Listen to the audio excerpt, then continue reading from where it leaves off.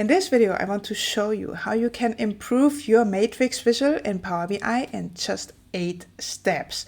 And all of them include the format pane. None of them include DAX or conditional formatting or anything there. It's all the format pane and settings that we can select or deselect that will improve the way the matrix looks like. And I will show you how you can do that in just 8 steps. So it goes from this to this. And like I said, no DAX, no conditional formatting, just using the format pane. And I know a lot of BI developers or Power BI developers, they're really not best friends with tables and matrix visuals because they're like, the user will export it to Excel and they will not look at all these visuals. But hear me out. Not all data is meant to be a fancy visual. Sometimes a table or matrix is the best way to show data. Second, and that's even more important, I think, is trust. A lot of people don't trust the data, which makes sense if you look at where they come from. Power BI is probably not the first BI tool they use. They already used 3 before and they all showed wrong data. Data quality was bad. Why should they trust that now it all magically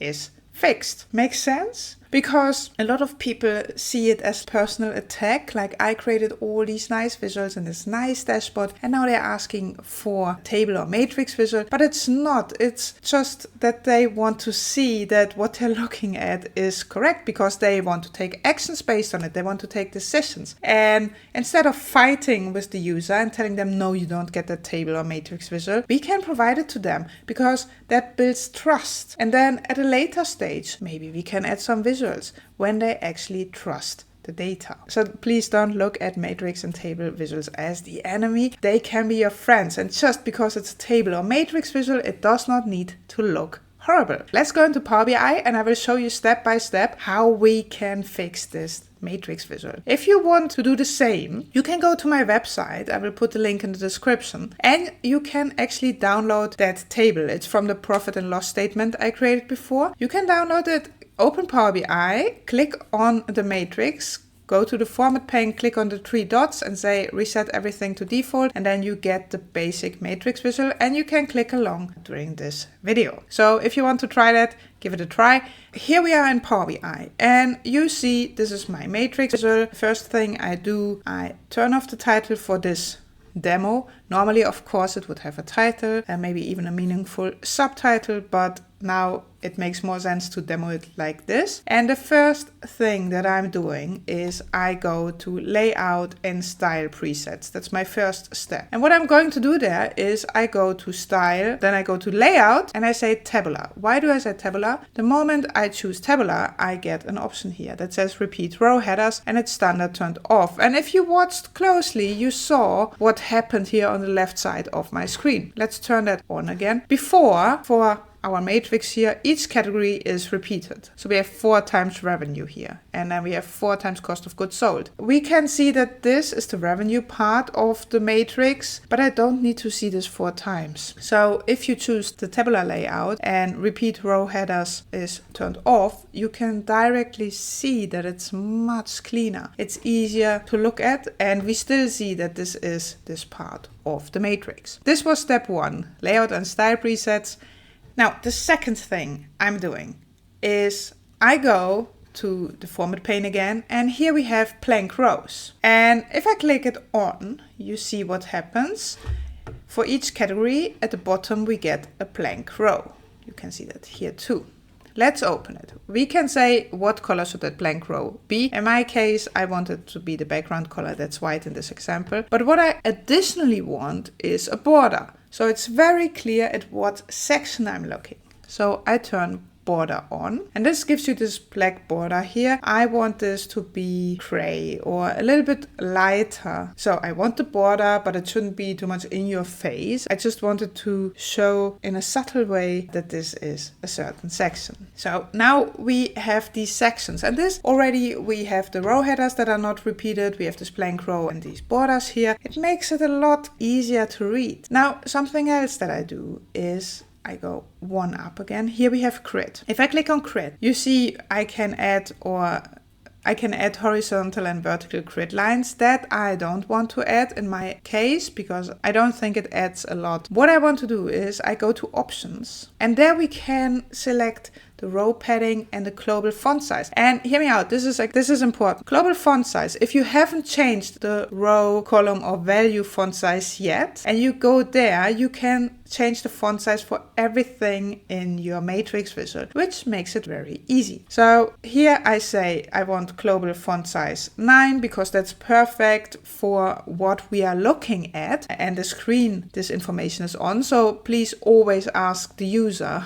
how they're looking at the report, because you can put everything on font size 8, but then if they need to have like a magnifying glass to see the information, that of course doesn't make sense. So in this case, I choose global font size 9, and row padding, that's the space between rows, the space in between here. I will decrease that to 2. And now you may wonder, why would you decrease that? We have already our borders here, and we know this information belongs to each other. I like this to be more compact and close to each other. Of course, again, this is a personal choice, and this is something you need to discuss with the user. Now, if we look at this information, you see we have decimal numbers, and they're like a lot of zeros there. I have percentage here, but this is a profit and loss statement, so I guess there's a currency. And I'm from the Netherlands, so it would be euro, but we can't see that. And now, please don't add this one by one. You can do that very easily in Power BI. If we go in the format pane, and instead of clicking on visual, we click on properties, you have this button data format. And if we click on data format, we can select our value. And now in format options, I can say I want currency. And in first instance, this will look horrible. So I will click this and you will see what I mean. This looks really special. What's happening here is there are a lot of decimal places. I will put that to 0 in this example, and then it looks directly a little bit cleaner again. And now you may wonder, why didn't the percentage here change? That's because I specified this value in the value. This is a DAX measure where I formatted this to actually be a percentage, and everything else I did not format in there. So it's like always in Power BI, it will only make changes to what you haven't determined yet. So there we have our data format. Let's look at something else, the column header. So I go back to the format pane and visual. Here we see everything's aligned to the left. And I don't really like that, because here for my columns, I want it to be aligned in the middle. These titles I want to the left, but the columns here not. So how can I do that? I go to column headers, and there we see header alignment and title alignment. And this can be a little bit tricky.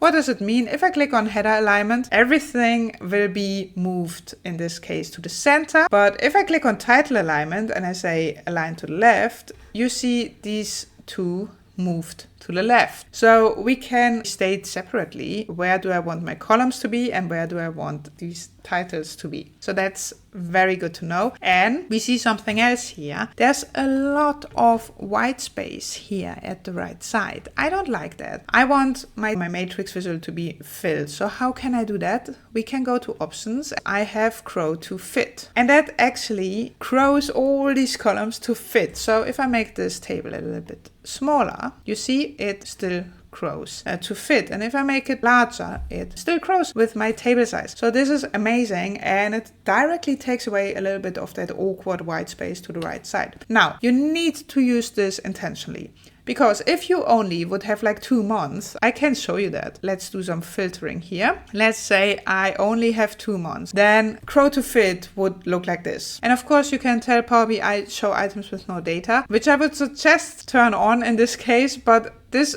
you really have to check how much data is in there. Does it make sense to use the grow to fit function or not? Don't just turn it on for everything, because sometimes it just doesn't make sense. So this was already step 5. So step 6 is actually the subtotals. We see a lot of totals in this table. We see at the right side some totals, at the bottom we see totals, and this total doesn't make sense because this is a profit and loss statement, and we basically want to see net profit. These subtotals here, they make sense. And I just realized I had these still collapsed. I will show you in the next step why and how to do that. But let's focus on the subtotals. We see all these subtotals here, and then we see totals here and here. Often you don't need all of them. So check with the user, which one do you actually want to see? In my case, Let's go to the column subtotals that are these. I don't want to see them, doesn't matter in this case. You can turn them off. And you see we have the resizing turned on, so the space is now distributed again. But row subtotals, I do not want to remove all of them because they add value, because we have all these sections here. So I turn them on again. What we can do is we can apply the settings to